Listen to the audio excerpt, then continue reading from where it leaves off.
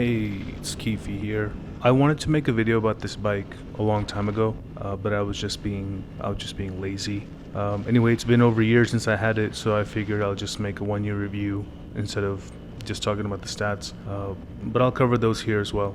So technically, it's been a year and 3 months since I had this bike. The 2022 Ninja 650 was launched in India in August 2021, and I took delivery of mine on October 29th, 2021. So I've had it for a year and 3 months, and it's pretty much been my daily.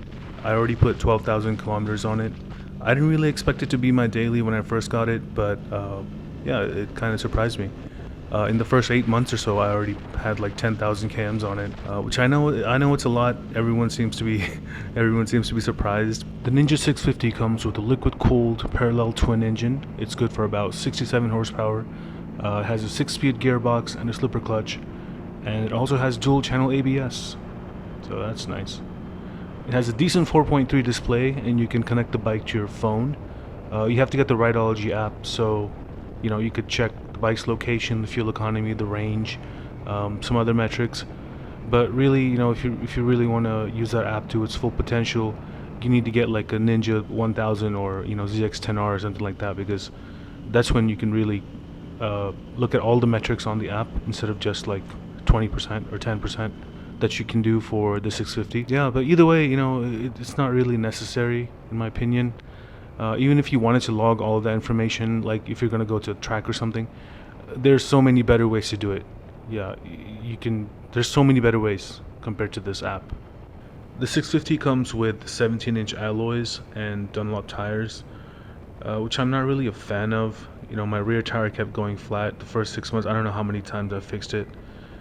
It was just insane. And then a few months after that, it would start leaking very slowly. Like I'd get it filled up, and then 2 days later, it would be at 50% again. So I just got sick of it, and I had to change the tires. It was barely at like 10,000 kilometers, and I had to change the tires already. Maybe it was the excessive road debris. Maybe it was the tires. I really don't know. But yeah, I got pretty sick of it, so I got new tires now. Someone recommended Vredestein Centauro Sport Touring tires. I've been running them for about 700 km so far. Yeah, so far I had no issues with these. When I upgraded from a Honda CBR 250, I expected the 650 to feel a lot bigger. The CBR 250 was way too small for me. It was like sitting on one of those kids rides you see outside of Walmart.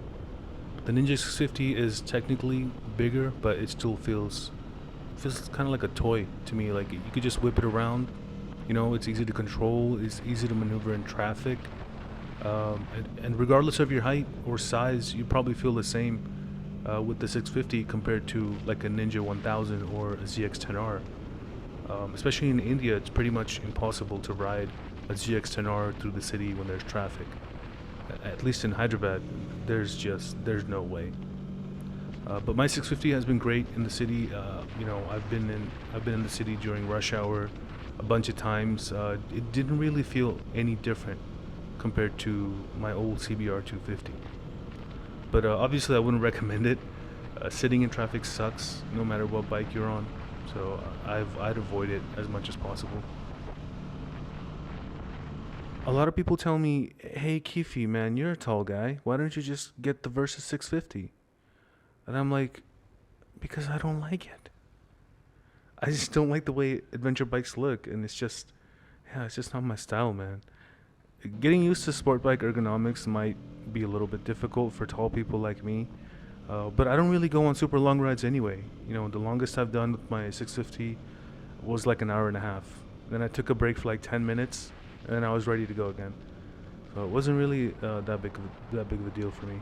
I'm 6'3", and the first thing I did, literally the first day I got the bike, was to raise the suspension to the highest setting. Street suspension was set to 3 by the factory. When you set it to 7, the ride is extremely uncomfortable. On most streets out here, you're gonna feel every little bump on the road. It's kind of annoying, but when I take it on the freeway, which is where I do most of my riding anyway, the ride's great.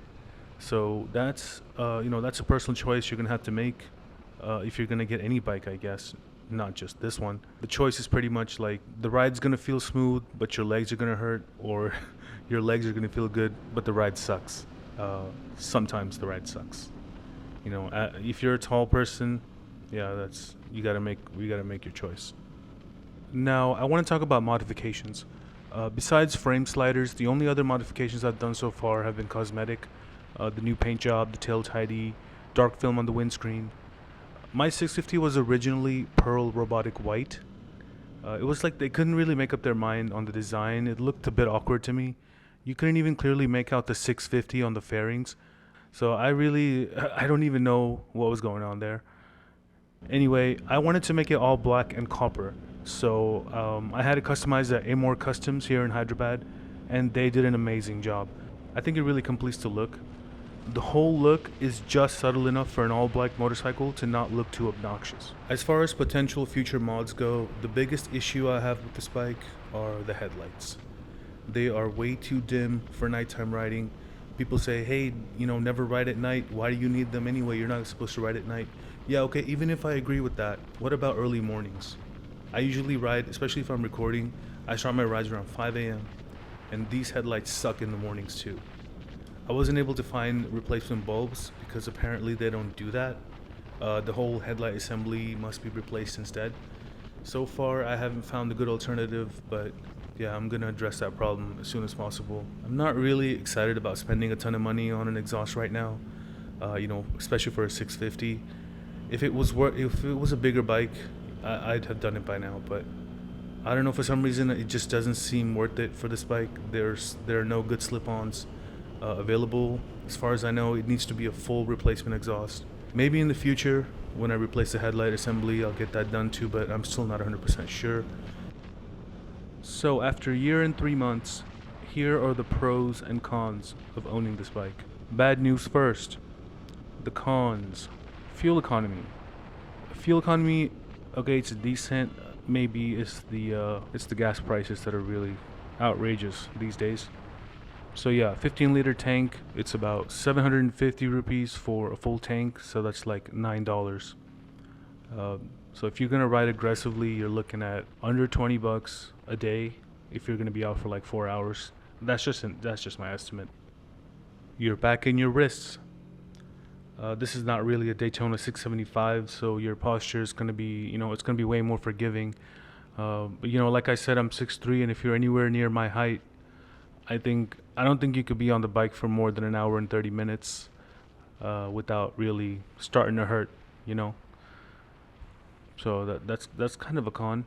It's not that bad, but I think it should be on the list. Maintenance. It's relatively speaking, but it is a little bit on the higher side. The only thing I recommend is getting chain lube and cleaner and learn to do it yourself. It's not that hard. There's like a million YouTube videos. Like there's so many, I don't even have to make one. It's really easy. Because every time you get it done outside, even if you don't go to the dealership, you need to get it done every 500 kms. You need to get it done like pretty frequently, especially because there's so much dirt and dust out here. That's not good for your chain. To give you an idea of the service costs on the 2022 Ninja 650, this is my 12,000 km / 12-month service. The total came out to 12,200 rupees. So that includes general servicing, gasket replacement, filter oil assembly, chain lube, chain cleaner, brake pad assembly. That's because my rear brake pads were worn out. So let that be your idea of what the maintenance will be for a Ninja 650. Pros. The Ninja 650 has the perfect ergonomics for daily commuting. This is like the closest thing you can get to a sports bike that won't hurt your back after maybe 30 minutes or 45 minutes. Yeah, it's a pretty good posture, neutral posture. Excuse me. So yeah, that's a good pro. Power. It is 67 horsepower, but that's in that bike, that's way more than you would ever use commuting, at least. Unless all you need the bike for is, Sunday morning rides or Saturday morning rides when there's nobody on the streets and there's nobody on the freeways. During those times, you wish you had a faster bike, but if you're anywhere else, except those kind of streets, this bike is more than enough. Price. Until like maybe this year, the Ninja 650 was the most affordable 600 class sport bike in the market. Right now, there's this company, CF Moto. Just hearing about this for the first time, they have a 650 GT sport bike that's 5.5 lakhs or $6,800. It's a whole $2,200 less than the Ninja 650, and it's also 12 horsepower less. There's got to be a lot of other differences, but I'm not going to compare and contrast in this video. I'm just letting you know the options here. The other option is Triumph Trident 660. That's 7.4 lakhs or 9,200 bucks. And of course, the old trusted Honda CBR 650R is in this country too. It's overpriced at at 8.9 lakhs or $11,100.